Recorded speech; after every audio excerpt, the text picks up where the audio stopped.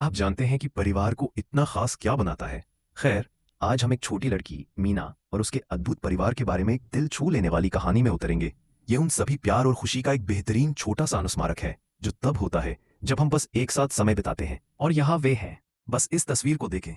यह मीना के घर की एक छोटी सी खिड़की जैसा है। बहुत सारी मुस्कुराहटें हैं, है ना? आप बस खुशी महसूस कर सकते हैं। और आज हमारी कहानी इसी के बारे में है।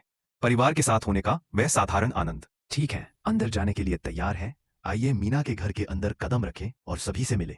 हम यह जानने वाले हैं कि उसके परिवार को इतना खास क्या बनाता है। वाह, ठीक है।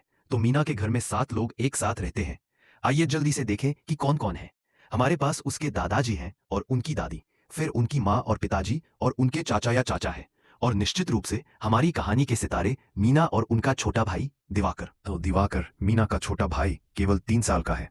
और अगर आप किसी 3 साल के बच्चे को जानते हैं तो आप जानते हैं कि आगे क्या होने वाला है। उसे बहुत शरारती और बस जीवन से भरपूर बताया गया है। वह मूल रूप से परिवार में ऊर्जा की छोटी सी चिंगारी है।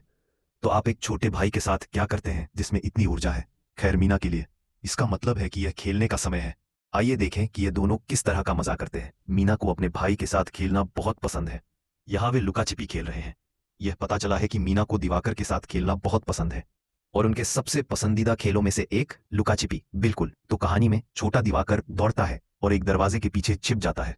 और जब मीना उसे ढूंढ लेती है तो वह बस हंसने लगता है। आप लगभग इसे सुन सकते हैं, है ना? कितना मजा।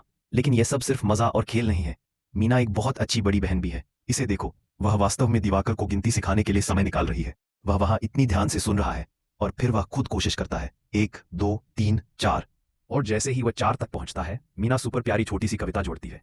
वो कहती है, 1 2 3 4 चाचा जी हमको करते प्यार। और इसका मूल रूप से मतलब है 1 2 3 4 चाचा हमें इतना प्यार करते हैं। ये कितना प्यारा है। तभी उनके चाचा आते हैं और दिवाकर को अपनी बाहों में उठा लेते हैं। जैसे ही वे अपने चाचा के बारे में कविता कह रहे होते हैं, वह अंदर आते हैं। वह उन्हें पूरी तरह से सुनते हैं और बस छोटे दिवाकर को एक बड़े गले लगाने के लिए ऊपर उठा लेते हैं। सही समय क्या था? ठीक है, तो अब दृश्य बदलता है। हर कोई बाहर जा रहा है। पूरा परिवार दोपहर का आनंद लेने के लिए वरांडा पर एक साथ इकट्ठा हो रहा है। आप जानते हैं, जैसे एक बरामदा, दादाजी और पिताजी पौधों को पानी देते हैं जबकि दादी और माताजी फल काटती हैं।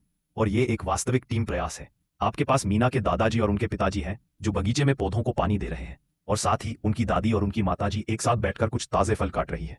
बस एक अच्छा शांतिपूर्ण पारिवारिक दृश्य। जल्द ही माताजी सभी को फल देती है और वे सभी खुशी खुशी एक साथ खाते हैं। और फिर थोड़ी देर बाद मीना की माँ सभी के लिए वह स्वादिष्ट फल बाहर लाती है। पूरा परिवार बस एक साथ बैठा है, बातें कर रहा है, खा रहा है, बस एक साथ है। और वास्तव में यह वे छोटे पल हैं, है ना? यही परिवार को इतना खास बनाता है। तो यह मीना के परिवार की कहानी है। इतनी सरल लेकिन इतनी सुंदर।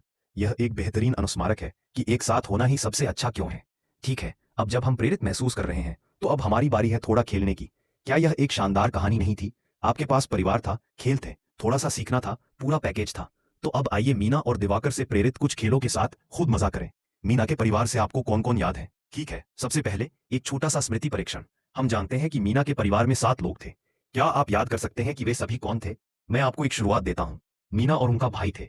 आप और किसका नाम सोच सकते हैं? मीना के छोटे भाई का नाम क्या है? ठीक है, यहाँ एक आसान सवाल है। मीना के छोटे भाई का नाम क्या था? आप जानते हैं, वह 3 साल का बच्चा जो ऊर्जा से भरपूर था और लुका छिपी से प्यार करता था। अब आपकी बारी है। आपके छिपने की पसंदीदा जगह कहाँ है? ठीक है, अब आपकी बारी। तो दिवाकर की पसंदीदा जगह दरवाजे के पीछे थी। आपके बारे में क्या? जब आप लुका छिपी खेलते हैं तो आपके घर में आपकी सबसे अच्छी छिपने की जगह कहाँ है? आइए एक छोटा सा ध्वनि खेल आजमाएं। उन लोगों के नामों के बारे में सोचें जिनसे हम अभी मिले थे। ध्यान से सुनो। दिवाकर, दादा, दादी, सुना? वे सभी बिल्कुल एक ही ध्वनि से शुरू होते हैं। वह दा ध्वनि है जो हिंदी में इस अक्षर से आती है। याद है मीना ने अपने भाई को वह प्यारी सी छोटी कविता कैसे सिखाई थी? खैर, इसने मुझे सोचने पर मजबूर कर दिया। हम एक और वास्तव में प्रसिद्ध हिंदी नर्सरी कविता सीखने जा रहे हैं। एक जो भारत में बच्चे हर समय गाते हैं। इसे चंदा मामा दूर के कहा जाता है। इसे सुनने के लिए तैयार है? मैं पहला हिस्सा कहूंगा, बस सुनते रहिए। ये इस तरह जाता है। चंदा मामा दूर के, पुए पकाएं भर के, आप खाएं थाली में, मुन्ने को दे प्याली में। ये चांद मामा के बारे में एक बहुत ही प्यारा गीत है जो बहुत दूर है। एक बच्चे के लिए छोटे मीठे केक बना रहे हैं। और भी है। दूसरा भाग इस प्रकार है। प्याली गई टूट, मुन्ना गया रूठ, लाएंगे नई प्यालियां, बजा बजा के तालियां। तो कविता में कहानी जारी है। ओह नहीं, छोटे वाले का कटोरा टूट जाता है और वह बहुत परेशान हो जाता है। लेकिन ये ठीक है क्योंकि गाना कहता है कि वे नए कटोरे लाएंगे और उसे खुश करने के लिए ताली बजाएंगे। ओह नहीं, ये बच्चे स्कूल जाने का रास्ता भटक गए हैं। ठीक है, हमारी आखिरी गतिविधि के लिए आइए एक छोटे से साहसिक कार्य पर चले। हम जानते हैं कि मीना और दिवाकर को अपने बगीचे में खेलना पसंद है। लेकिन कल्पना कीजिए कि अगर वे एक विशाल भूल भुलैया में ठोकर खा गए। खैर, ये दो बच्चे यहाँ स्कूल जाने की कोशिश कर रहे हैं, लेकिन वे एक भूल भुलैया में पूरी तरह से खो गए हैं और उन्हें हमारी मदद की जरूरत है। क्या आप उन्हें उनके स्कूल का सही रास्ता खोजने में मदद कर सकते हैं? तो ये हमारी अंतिम चुनौती है। इस भूल भुलैया को ध्यान से देखें। क्या आपको लगता है कि आप उन्हें उनके स्कूल तक पहुंचाने का सही रास्ता निकाल सकते हैं? जब आप उस पर काम कर रहे हो तो बस मीना के परिवार के बारे में सोचें। एक दूसरे की मदद करना, खेलना और बस उन खुशहाल पलों को साझा करना। आज हमारे साथ रहने के लिए बहुत बहुत धन्यवाद।